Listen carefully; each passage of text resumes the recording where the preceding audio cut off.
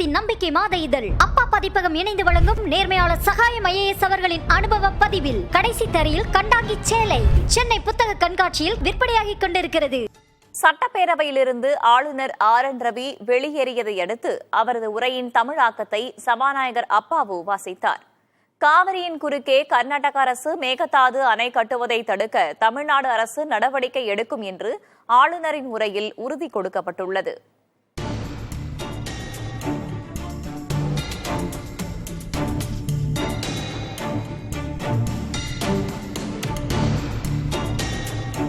சட்டப்பேரவையில் தேசிய கீதம் அவமதிக்கப்பட்டதாக கூறி தனது உரையை வாசிக்காமல் இந்த ஆண்டும் ஆளுநர் RN ரவி வெளியேறினார். இதனையடுத்து ஆளுநர் உரையின் தமிழாக்கத்தை சபாநாயகர் அப்பாவு வாசித்தார். அப்போது தமிழ்நாட்டில் 10 லட்சம் கோடி ரூபாய்க்கு மேலான முதலீடுகள் ஈர்க்கப்பட்டுள்ளதாகவும் பெரம்பலூர், ராணிப்பேட்டை, கள்ளக்குறிச்சி உள்ளிட்ட பின்தங்கிய மாவட்டங்களில் வளர்ச்சி திட்டங்கள் கொண்டுவரப்பட்டுள்ளதாகவும் கூறினார். வேளாண் நிலங்களை பாதுகாத்து பராமரிப்பதற்கு அரசு உறுதி பூண்டுள்ளதாகவும் ஆளுநர் உரையில் குறிப்பிடப்பட்டுள்ளது. மேலும் கர்நாடக அரசு மேகதாதுவில் அணை கட்டுவதை தடுக்க தமிழ்நாடு அரசு நடவடிக்கை எடுக்கும் என்றும் உறுதியளிக்கப்பட்டிருக்கிறது. மாநிலங்களுக்கு இடையே பாயும் நதிகளின் நீரில் தனது நியாயமான பங்கினை பெறுவதற்கு தேவையான அனைத்து நடவடிக்கைகளையும் மாநில அரசு எடுத்து வருகிறது. காவிரியின் குறுக்கே மேகதாது அணை கட்டப்படுவதை தடுப்பதற்கான அனைத்து முயற்சிகளையும் மாநில அரசு தொடர்ந்து மேற்கொள்ளும். மீனவர்களின் பாதுகாப்பிற்கு மிகுந்த முக்கியத்துவம் அளிப்பதுடன் மாநிலத்தின் பாரம்பரிய மீன்பிடி பகுதிகளில் மீனவர்களின் உரிமைகளை பாதுகாப்பதிலும் இந்த அரசு முழு முனைப்பு கொண்டுள்ளது.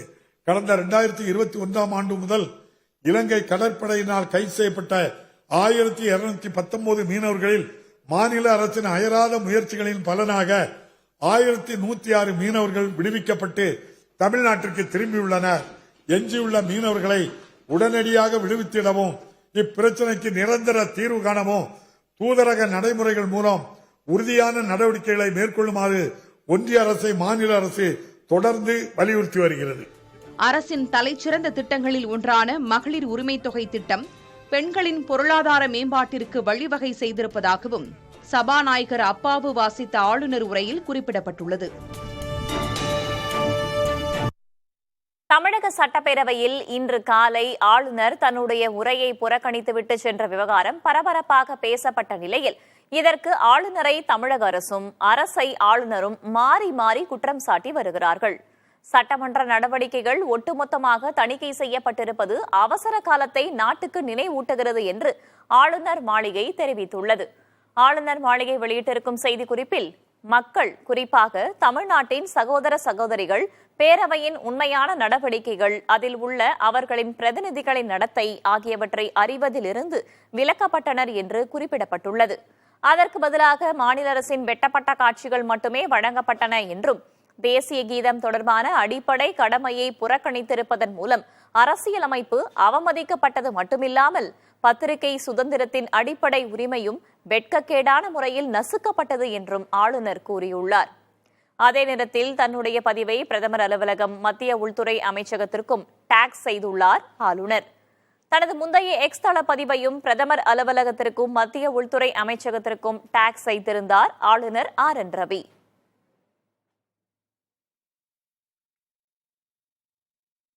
தமிழ்நாட்டையும் தமிழ்தாய் வாழ்த்தையும் அவமதிக்கும் ஆளுநரை கண்டித்து நாளை காலை 10 மணிக்கு கண்டன ஆர்ப்பாட்டம் நடைபெறும் என்று திமுக அறிவித்திருக்கிறது. திமுகவின் அமைப்பு செயலாளர் RS பாரதி வெளியிட்டிருக்கும் அறிக்கையில், பாஜக ஆளும் மாநிலங்களில் அமைதியாக இருக்கும் ஆளுநர்கள் பாஜக அல்லாத மாநிலங்களில் தனி ராஜாங்கத்தை நடத்த முயற்சி செய்வதாக குற்றஞ்சாட்டியுள்ளார். மத்திய அரசின் ஏஜென்டாக தமிழகத்தின் உரிமைகளில் அத்துமீறல்களை செய்யும் ஆளுநரை காப்பாற்றிட முயன்றிடும் அதிமுக பாஜக கள்ள கூட்டணியை அம்பலப்படுத்துவோம் என்று கூறியுள்ள அவர், தமிழக மக்களின் உணர்வுகளை மதிக்காத ஆளுநரை கண்டித்து நாளை காலை 10 மணி அளவில் மாவட்ட தலைநகரங்களில் கண்டன ஆர்ப்பாட்டம் நடைபெறும் என்றும் அறிவித்துள்ளார்.